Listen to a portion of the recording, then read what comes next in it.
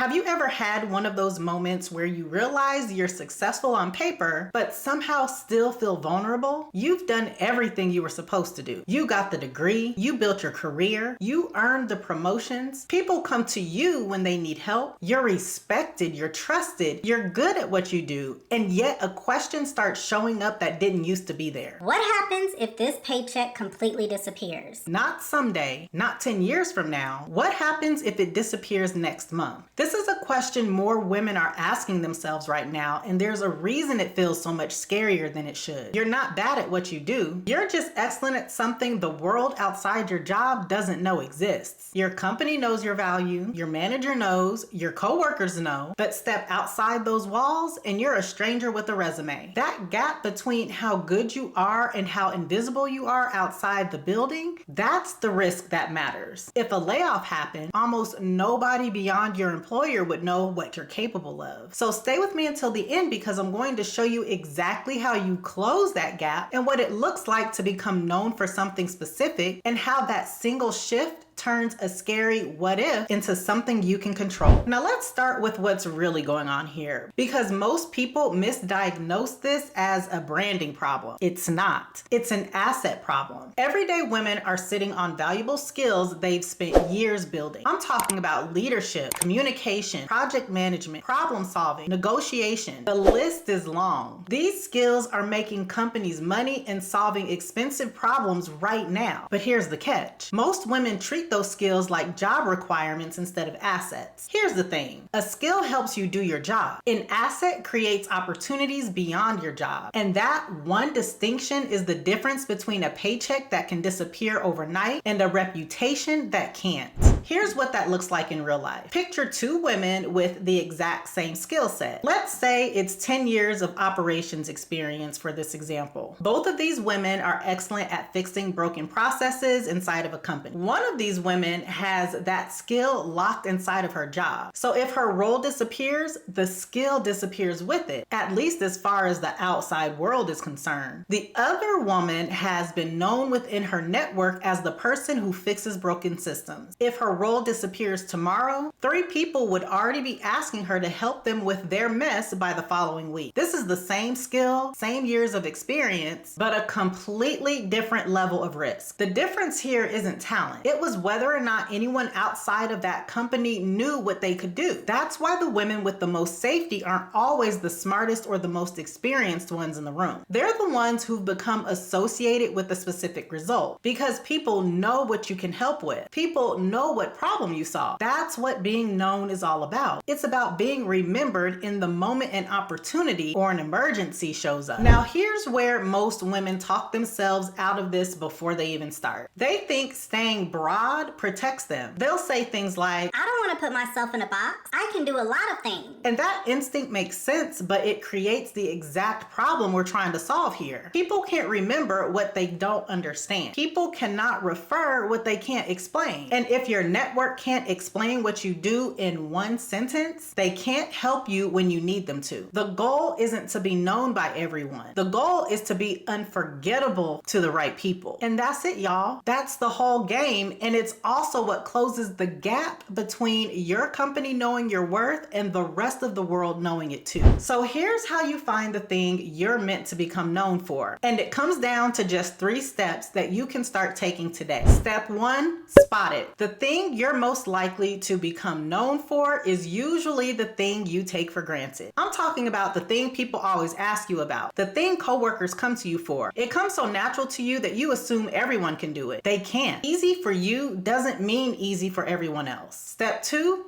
name it. Once you spot it, you have to be able to say it in one sentence. Not 5 things you're good at, 1. For example, I help people simplify complicated projects. If you can't say it in one sentence, the market can't repeat it. And if the market can't repeat it, your network can't refer you when your paycheck disappears. Here's the test. If you can tell someone what you do and they respond with, oh, that's a lot. Or, wait, what does that mean? That's not their confusion. That's your sentence not doing its job yet. Specifically Specific sentences have legs that move. Vague sentences die in the conversation they were spoken in. Step 3, prove it. Find one specific result. I'm talking about one time you did the thing and it worked. You need to come up with a number, a before and after, a problem that existed and now it doesn't, because that single proof point is what turns "I'm pretty good at this" into something someone outside your company can believe. It doesn't have to be impressive by anyone else's standard. It has to be true and it has to be specific. Nobody needs a portfolio website or a press release to get started in this. You need one story you can tell in under 30 seconds. So those are the 3 steps. Spot it,